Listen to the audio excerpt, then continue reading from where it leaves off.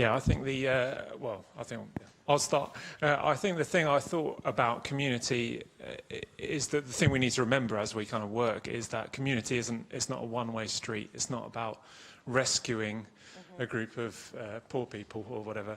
It's about, because community is a place where we belong. It's a place where we contribute into, and it's a give and take. So I think that would be my kind of take home on community was it's not a one-way street, but we need to create a place where people can belong and contribute to, rather than just a place to, community isn't about just giving. Does that make sense? Yeah. I'll go next. Go ahead. Yeah. It's about, as a researcher, not making assumptions about what you see. I'll give you an example. One of the guys who I went on a bus ride with, he pointed out and said, that was my sister who got off the bus. And I thought he hadn't spoken to her because I was there. And he said, oh no, it's because I've robbed them and I've really kind of led a merry dance and they blanked me. And I didn't quite understand what he meant, and it wasn't until afterwards I wanted to ask what he meant by that was my sister. Because he'd been dislocated from the family, he said, for his own behaviour. But had the bonds been so broken that he was no longer part of that community, and when he said that was my sister, I thought he meant that was my sister getting off the bus. I think he meant that was my sister and she is no more. Okay, and I'll echo those views that you can't assume that there's one community or a one-way street. I think some of my research really showed that there were multiple communities sort of overlapping or intertwined, and some of the people you might interview are members of more than one community, and they can pick and choose what they want to present to you. So when you're doing your research, it can be confusing to know, if you think of the theatre masks, which mask are they wearing at the time, which community are they choosing to present to you? Now, there are some people who have no choice over their community. And perhaps with Joellen's work, you've got a population of people who are stigmatised, work in a community that doesn't stigmatise them, and then if they go and get a job somewhere else, that's a different community that breaks down. So I think there's just multiple facets to this. Yeah, and I don't know if this will address it, but I think one of the things that I always think about when you're thinking about community is, again, the difference. It's not just like the giving, it's a give and take, but it's also the perspectives. And I wrote a lot about this even during my during the cohort, is thinking about the perspectives and the cultures that you're coming from and how those impact the community. So the community at Tonle was made up of socially stigmatized, they're Cambodian, but a Western founder. And then they had some other people that would come in and kind of intern. But how does that community, what is that community dynamic? So always kind of keeping that in mind when you're kind of looking at a community and the different kind of social and cultural constructions there. Dare I? Yes. I think, just to follow up on Crispin's comments about how people have a lot of different masks that they couldn't wear. Like in the process of interviewing the communities that you work with, how do you tell what is the truth? Because, I mean, if we try to tie this back to the earlier concept of there's this whole thorn effect where people behave differently when they're being observed, how do you tell that whatever that you observe, whatever observations you get are representative of whatever is actually happening? Yeah. Can I jump in? You jump in on that. Yeah. My shoplifters wanted to tell me that they were really successful and that, kind of they were doing all the right things and were really skilled.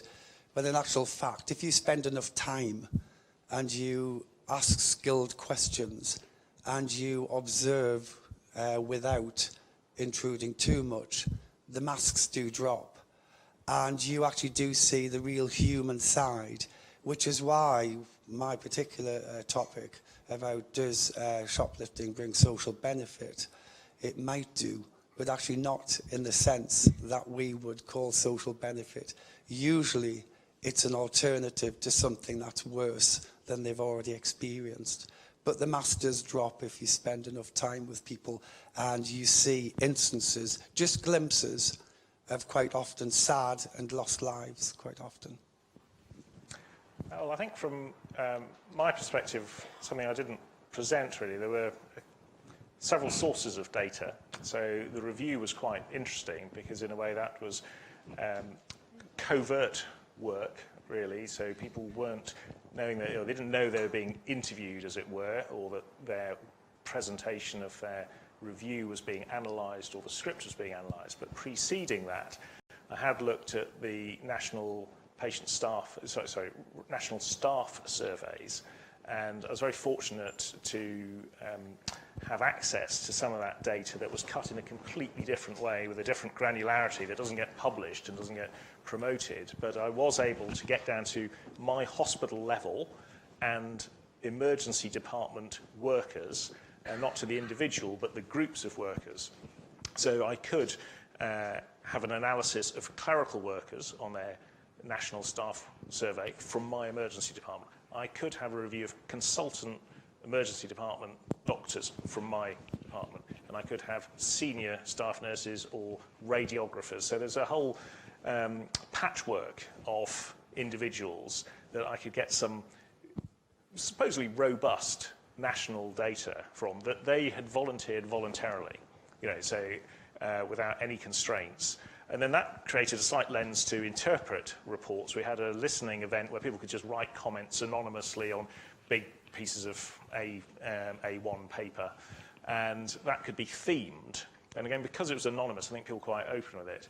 And then in a way, with the review, I think people let their guard down and actually were able to reveal more about themselves. And it was able to interpret that review through the preliminary data from the staff survey and from the open access listening event. It was very clear when trying to directly engage with people that they just put on a mask and this is the view we want to tell you. It's great. And getting beyond that was very, very difficult. I couldn't do it. I just couldn't do it directly. I think other people have managed it very nicely by just following and sitting and talking and chatting to people. So I think my three colleagues on the panel had a very different experience, and it involved an element of immersing yourself, but not, I suppose, removing that sort of hierarchical barrier. Does that help? Yeah, I would also say, it's about really just building rapport, making sure the person feels being as honest and open as possible, meeting someone in a place where they feel comfortable, and just building relationship really with another person. Yeah, I'd echo that as well. I guess it does reveal one of the strengths of observation, extended observation as a method. If you're in the field for a long time, then as you say, these barriers tend to drop. Yeah. One of the things that was interesting about, through my research, because I lived there, during an interview, I'd always start off in a certain way and introduce myself, but talk about my company in Cambodia and that I lived there, and they all kind of really appreciated that. But one of the women that I interviewed, turns out she's like, yeah, I know that textile, I made that product. She actually worked at another organization from when I lived there, and she made some of the product that my company made. So we had a whole bonding session, and I think that actually helped. Thank you.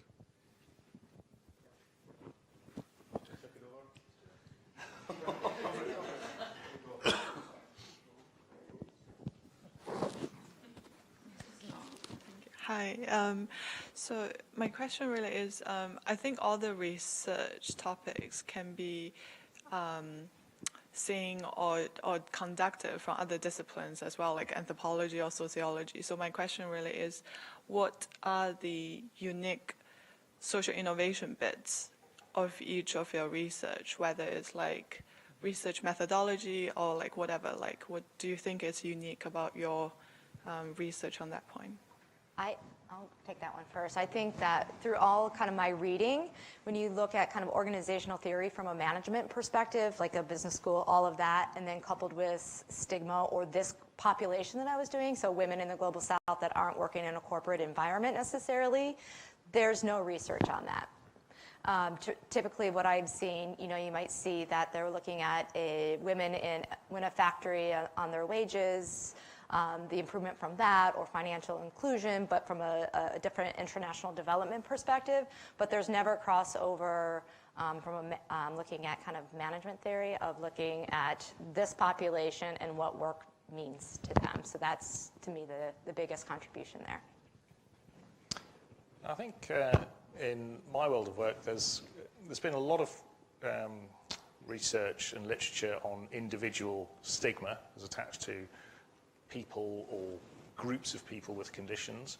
And there's quite a lot of research on organisations that get stigmatised. And there's a lot of work on the transferability of stigma from one individual to another. So an example might be someone who chooses to work with patients with HIV. The patient might be stigmatised for HIV, and then the person who works with them might be stigmatised. And that's the transferability. But in the world I was working in, really, there's very little research or understanding what happens to individuals who are working in an organisation that's stigmatised, and they can't escape from that organisation. They can't move away from it.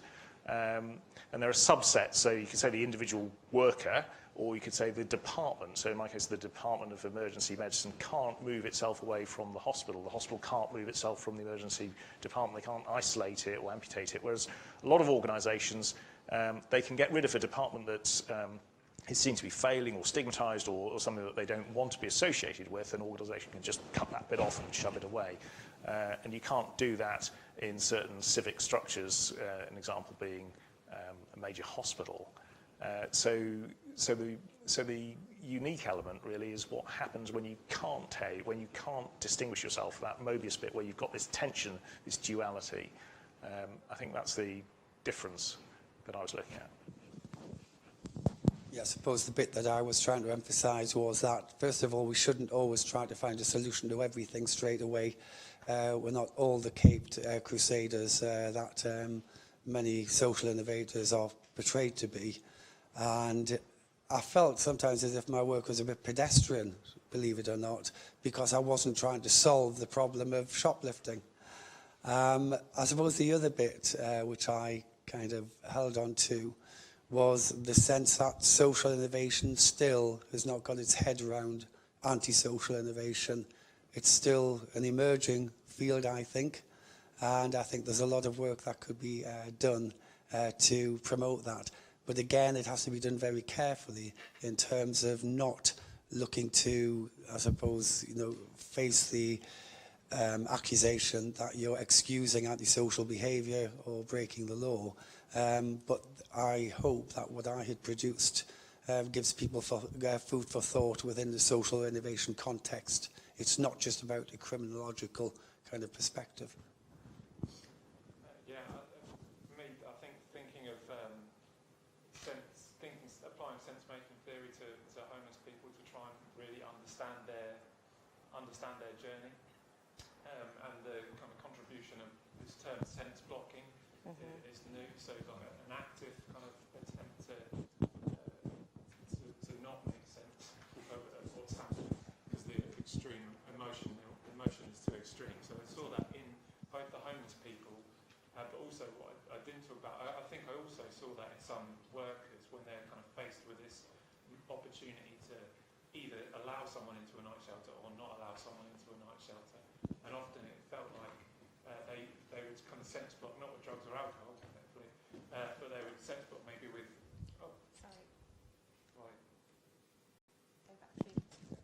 Sorry. Right. Many thanks. So they would sense block with rules and procedures, and kind of just without applying kind of what would seem like common sense, they would just say, actually, no, the rules say this, so they, to justify turning someone away, so because it was too hard to engage with that emotion. But so yeah, so the contribution of sense blocking, I think, is an interesting thing I'd like to explore more. Yeah. Next question. Is Lilia? Oh, so there's one back here. So first of all, I'm really impressed. You guys are doing an amazing job, and it's very inspiring. The question for me is kind of what happens next. So, you know, how do you go through the process of implementation, getting your findings out there, getting them to make a difference. I'm assuming that kind of as you've gone through this process, if you're the CEO, you're able to kind of make changes as you kind of get some of this stuff. But how do you take these these areas of research and push them out into a broader group?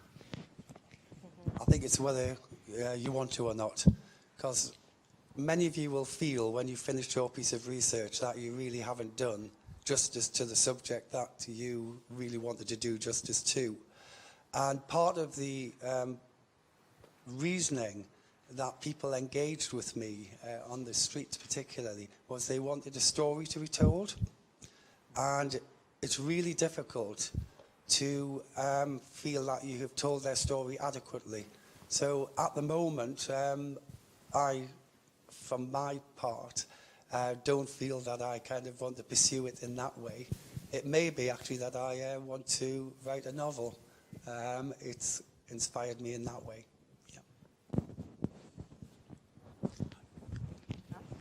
Yeah, so kind of let that, there was so much information that didn't make it into the dissertation, into my research. But I, as a practitioner, I actually want to get this information out there to other practitioners or people thinking about starting impact ventures, specifically with marginalized women or people, because it happens all over the world, and so that they kind of can understand some of the things that they need to think about when starting their organization, because it's been done. People are doing this. So I'd like to write some articles around that, maybe get into some schools. I've been having some discussions with some of the universities in New York City, people who I know that teach there. So how do we get in front of them and start kind of bringing this thinking to them? Because I know more and more individuals or teams want to start these organizations. So trying to get it out that way, and hopefully working with Michelle on some things as well. And I've been thinking about the implications that came out of the research really are about how one communicates within an organisation, as in within the organisation itself, and how people who are regulators or stakeholders understand the content or the consequences of the content of the messages that they send out. So it might be well intended to say that something is inadequate because you want to raise the standards, but it can have a very detrimental effect. And I would like to find a way of communicating that in a broad way, and I could look at health service management journals. I've submitted a presentation which may or may not get accepted for a national leadership and medical management conference. And if it is accepted, then that gets published with BMJ, British Medical Journal publication. So you get to a wider audience of people who can influence the communication climate surrounding healthcare institutions. And I suppose that could translate onto other civic institutions. But I agree, I think it's very important that it doesn't just stay in some obscure dissertation for me, otherwise it's all a bit pointless. And I would like it to go beyond my own hospital. I think it's got implications for the other poor hospitals that haven't risen out of CQC inadequate ratings, and other people might want to know, well, how do we deal with this event, and how do we communicate it to our workers and to the press and to the regulators?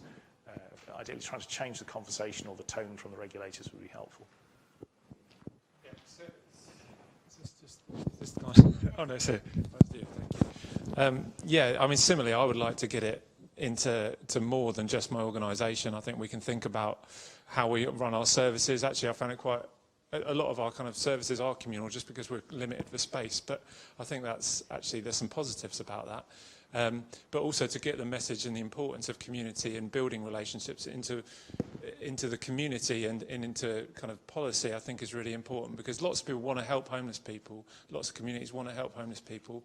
And they've got a role to play in that, and businesses and faith groups, and getting the message of the importance of someone finding a place to belong in community alongside finding a house is really important. So to try and get that kind of awareness to the MHCLG and to other kind of organisations, I think is really important. So I'd like to do that by, you know, writing some more shorter papers with people here and getting stuff out on social media and stuff.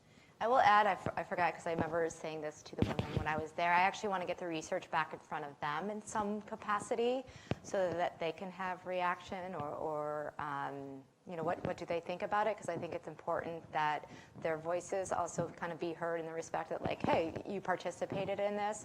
Have to figure that out with the founder of the organization on what's the best way to do that. Because I don't know if I'll be going back to Cambodia anytime soon. I'm sure we could talk a lot more, but I'm a little bit conscious of the time, so I want to thank the panel. Thank you very much.